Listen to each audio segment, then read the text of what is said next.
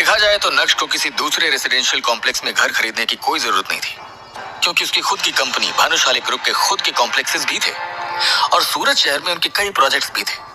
लेकिन वो कहते हैं ना कि खुददार इंसान से उसकी खुददारी कोई नहीं छीन सकता। यहाँ मामला कुछ ऐसा ही था और इसी वजह से नक्श ने दूसरे रेसिडेंशियल कॉम्प्लेक्स का रास्ता पकड़ा था। लेकिन यहाँ तो कांड हो गया। खैर, नक्श स्टार विला का मालिक भी तो हो गया था। अब देखते हैं ये सीन कहां तक जाता है। अपनी बात कहने के बाद डायरेक्टर शर्मा सीधे नक्श की तरफ बढ़े और बोले, सर, माफी चाहता हूं कि इस कंपनी की नेग्लिजेंस की वजह से प्रेरक जैसे इंसान को मैनेजर बनाया गया। इस वजह से आपको काफी तकलीफ हुई और मैं इस गलती के लिए माफी मांगता हूं।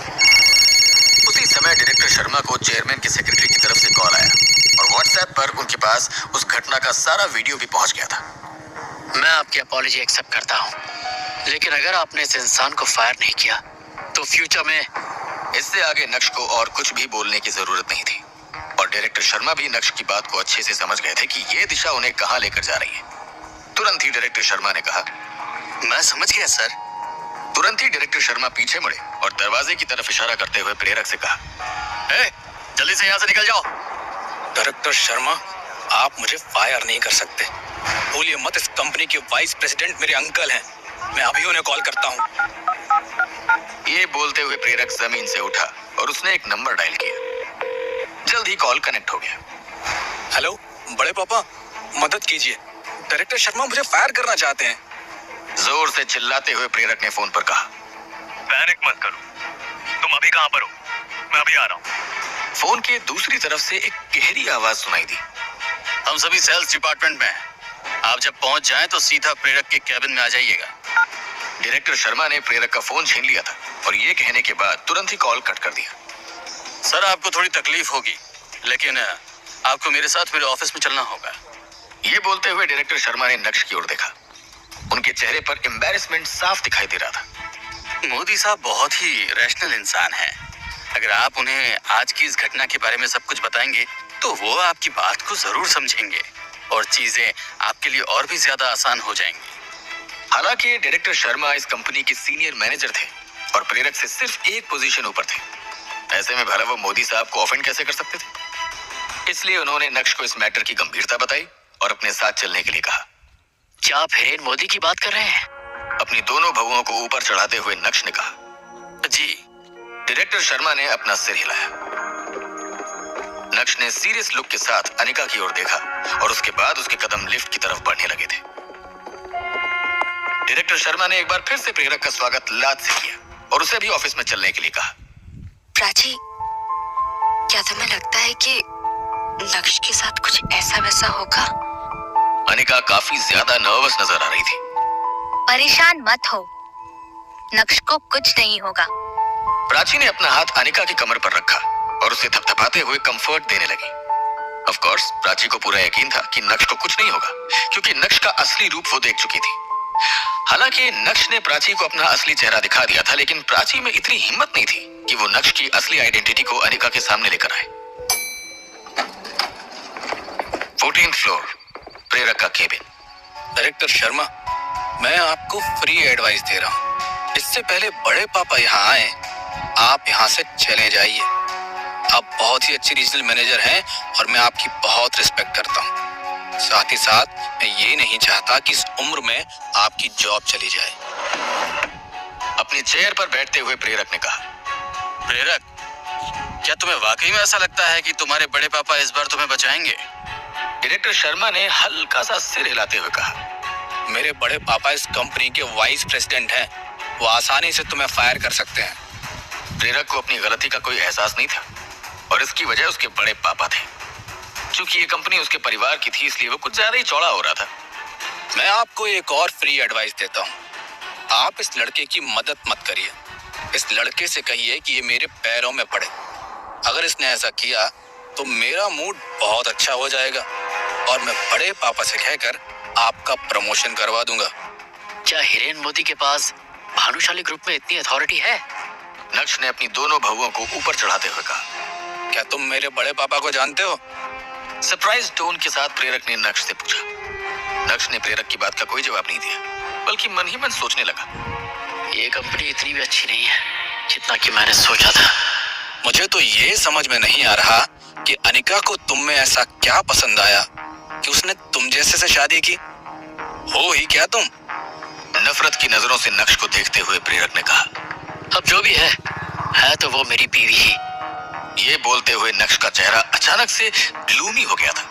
तभी नक्श ने कहा, और दूसरी बात, तुम अभी इतने क्वालिफाइड नहीं हुए हो कि मेरी बीवी को उसका नाम लेके बुलाओ, समझे? अबे चुप कर भिखारी, तू कौन होता है मुझे सिखाने वाला? तेरे पास ऐसी कौन सी क्वालिफिकेशन है जो तू अपना कंपैरिजन मुझसे कर रहा है? एक बार फिर से प्रेरक ने नक्श की ओर नफरत से देखते हुए कहा, बस करो प्रेरक। डायरेक्टर शर्मा ने तुरंत ही प्रेरक को डांटते हुए चुप करवाया। डायरेक्टर शर्मा, मेरे बड़े पापा अभी आते ही होंगे। ये बोलते हुए प्रेरक डायरेक्टर शर्मा को घूरने लगा। उसकी आंखें उन पर से हटने का नाम ही नहीं ले रही थी। जब तक प्रेरक के बड़े पापा यहाँ नहीं आ जाते, वो चाहता है कि डायरेक्टर शर्मा उससे माफी मांग ले। इस बूढ़े की हिम्मत भी कैसे हुई पब्लिकली मुझे मारने की। आज मैं इसे छोड़ूंगा नहीं। बहुत रिस्पेक्ट दे दी, अब और नहीं। डायरेक्टर शर्मा को घूरते हुए प्रेरक ने मन ही मन सोचा। आधे घंटे बाद अचानक से कैबिन का दरवाजा खुला और एक एरोगेंट आवाज सुनाई दी। शर्मा, तेरी हिम्मत भी कैसे हुई मेरे परिवार से किसी को फायर करने की? जब प्रेरक ने उस आदमी को देखा तो उसके चेहरे पर शातिर मुस्कान आ गई थी। तुरंत ही वो अपनी चेयर से उठा और उस आदमी के पास जाते हुए बोला, बड़े पापा, फाइनली आप आ गए। उसके बाद प्रेरक ने जो कुछ भी हुआ उसमें खूब सारा अपनी तरफ से मिर्च मसाला लगाते हुए कहा और कहानी को पूरी तरह से नक्श पर डाल दिया। जब हिरेन मोदी ने प्रेरक के मुंह से सारा घटनाक्रम सुना तो उनकी आंखें नक्श पर जाकर अटक गई थी। क्या ये सब कांड तुम्हारे जैसे गरीब की वजह से हुआ है? तुम्हें हमारी बिल्डिंग में आने की परमिशन किसने दी? गुस्से में मोदी साहब ने नक्श को देखते हुए कहा। क्या कहा आपने? नक्श ने बड़ा मुस्कुराते हुए जवाब दिया, तुम्हारी हिम्मत भी कैसे हुई मुझसे इस तरह से सवाल करने की? ये जो अकड़ है ना, 1 सेकंड में निकाल दूंगा। हिरेन मोदी का गुस्सा तो अब बढ़ता ही जा रहा था और अभी तक वो किसी भी एंगल से रीजनेबल इंसान नजर नहीं आ रहे थे। अरे अरे, ये अकड़ नहीं है, करज है। और आप सोच भी नहीं सकते कि मेरे पास कितनी करज है। वो क्या है कि दिल नहीं है ना मेरे पास, जिगर है, जिगर। ये बोलते हुए नक्श हिरेन मोदी के सामने वाले सोफे पर जाकर बैठ गया। जब प्रेरक ने ये सीन देखा तो तुरंत ही नक्श की तरफ पॉइंट आउट करते हुए बोला, तुम अपने आप को समझते क्या हो? मेरे बड़े पापा अभी भी खड़े हैं और तुम्हें उनके सामने इस तरह बैठने का हक किसने दिया है? डायरेक्टर शर्मा ने अपना सिर हिलाया। अब चूंकि हिरेन मोदी खुद इस मैटर में इतना इंटरेस्ट ले रहे थे तो इसका मतलब तो साफ था कि डायरेक्टर शर्मा के हाथ से ये मैटर निकल चुका था। अब वो इस मैटर में कुछ भी नहीं कर सकते थे। शर्मा, हमारे बीच में तो कोई कॉन्फ्लिक्ट्स नहीं है ना? मोदी साहब ने डायरेक्टर शर्मा से पूछा। इससे पहले कि डायरेक्टर शर्मा कुछ बोल पाते, तुरंत ही प्रेरक ने अपना मुंह खोलते हुए कहा, बड़े पापा, ये मुझे फायर करना चाहते हैं। शर्मा, क्या ये बात सच है? ये बोलते हुए मोदी साहब का चेहरा अचानक से बिगड़ गया था। हाँ बड़े पापा, इन्होंने ना सिर्फ मुझे फायर करने कहा बल्कि नीचे सभी के सामने उन्होंने मुझे मारा भी, वो भी लात से। ये बोलते हुए प्रेरक के चेहरे पर एरोगेंट लुक साफ नजर आ रहा था। बड़े पापा, मैंने आपका नाम भी लिया लेकिन उन्होंने नहीं सुना। इसका मतलब तो साफ है ना कि ये आपकी रिस्पेक्ट नहीं करते हैं। आग में घी डालते हुए प्रेरक ने कहा। जब हिरेन मोदी ने यह सुना तो उनका चेहरा अब और भी ज्यादा बिगड़ गया था। मोदी साहब, जो कुछ भी हुआ है मैंने उसका फुटेज देखा है और उस फुटेज के हिसाब से सारी गलती प्रेरक की है। मुझे पूरी उम्मीद है कि आप बातों में नहीं आएंगे और कंफ्यूज भी नहीं होंगे। चाहे तो आप भी उस फुटेज को देख सकते हैं। डायरेक्टर शर्मा के चेहरे पर कोई भी हाव भाव नहीं थे। मेरे कंफ्यूजन को लेकर तुम्हें परेशान होने की जरूरत नहीं है शर्मा। हिरेन मोदी ने दरवाजे की तरफ पॉइंट आउट करते हुए कहा, शर्मा, तुम जानते हो कि मेरी कंपनी भानुशाली ग्रुप के साथ पार्टनरशिप में है और मैं भानुशाली ग्रुप में डिप्यूटी डायरेक्टर हूँ। इसलिए मेरे पास ये फुटेज देखने का टाइम नहीं है। मैं सीधा फैसला लेता हूँ और मेरा फैसला ये है कि यू आर फायर्ड। निकलो यहाँ से। हिरेन मोदी की बात सुनकर डायरेक्टर शर्मा सकपका से गए थे, लेकिन प्रेरक के चेहरे पर खुशी ही खुशी नजर आ रही थी। डायरेक्टर शर्मा, मैंने आपको पहले ही एडवाइस दी थी। प्रेरक ने एरोगेंट वे में कहा, अगर आप इस यूजलेस इंसान को मेरे सामने नील डाउन करवाते तो मैं बड़े पापा को कहकर आपको इस कंपनी में रहने देता, लेकिन आपने तो अपने ही पैरों पर कुल्हाड़ी मार ली। अब कुछ नहीं किया जा सकता है। मोदी साहब, आप वाकई में काफी काबिल ऑफिसर हैं। ये बोलते हुए नक्श हिरेन मोदी को घूरने लगा था। तुझे बोलने के लिए किसने कहा? ये बोलते हुए प्रेरक ने नक्श के पैर पर लात मारी और बोला, ए शर्म, अभी भी यहाँ बैठा है? अब डायरेक्टर शर्मा तेरी कोई मदद नहीं कर सकते।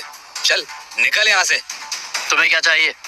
नक्श को प्रेरक के साथ इधर उधर की बात नहीं करनी थी, इसलिए वो सीधा मुद्दे पर आ गया और उसने ये जानने की कोशिश की कि आखिर प्रेरक को उसे चाहिए क्या। नक्श की बात सुनकर प्रेरक को लगा कि नक्श डर गया है। उसके चेहरे की मुस्कान अब और भी ज्यादा गहरी हो गई थी। तू झुक मेरे सामने, मेरे पैरों में गिर जा। ये बोलते हुए प्रेरक 2 कदम पीछे हटा और उसके बाद अपने पैरों की तरफ पॉइंट आउट करते हुए बोला, कुत्ते की तरह मेरे पैरों में गिर और अपनी दुम हिला। जो भी हुआ उसे मैं भूल जाऊंगा, लेकिन अगर तूने ये नहीं किया तो तुझे ऐसा सबक सिखाऊंगा कि ना तू खड़ा रह पाएगा और ना ही बैठ पाएगा। हिरेन मोदी के इन्फ्लुएंस में प्रेरक कुछ ज्यादा ही उछल रहा था। प्रेरक की बात सुनकर हिरेन मोदी को भी लगा कि उसने सारी लिमिट्स क्रॉस कर दी है। हालांकि चूंकि अब ये सारा मैटर हिरेन मोदी खुद हैंडल कर रहे थे, इसलिए उन्हें कड़क से भी कड़क फैसला लेना था, जो वो ले चुके थे। अगर वो कड़क फैसला नहीं लेते तो फिर उनकी कंपनी में उनका रुतबा ही क्या रहता। लेकिन इस मैटर की गहराई को तो उन्होंने देखा भी नहीं था, पर चूंकि बात यहाँ अपने परिवार की थी, इसलिए उन्हें ऐसा फैसला लेना पड़ा। प्रेरक, औकात में रहो। ये बोलते हुए डायरेक्टर शर्मा का चेहरा गुस्से से भर गया था। उन्हें अपने सुपीरियर से नक्श को प्रोटेक्ट करने के आदेश मिले थे। अगर नक्श को इसी तरह ह्यूमिलिएट किया गया तो फिर वो अपने सुपीरियर को क्या रिपोर्ट करेंगे? डायरेक्टर शर्मा, हमारे मामले में दखलंदाजी करने की जरूरत नहीं है।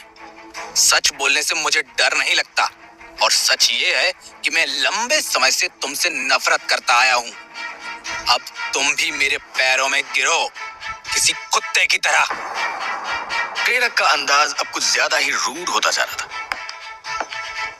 उसी समय नक्श सोफे से उठा और धीमे अंदाज में हिरेन मोदी की तरफ बढ़ा। मैंने तो सुना था कि आप बहुत रीजनेबल इंसान हैं, लेकिन यहाँ तो कहानी ही गलत है। आप तो हार्टलेस हैं। इसका जो मन कर रहा है ये बोल रहा है। क्या आप इसी तरह खामोश रहते हुए सब देखते रहेंगे?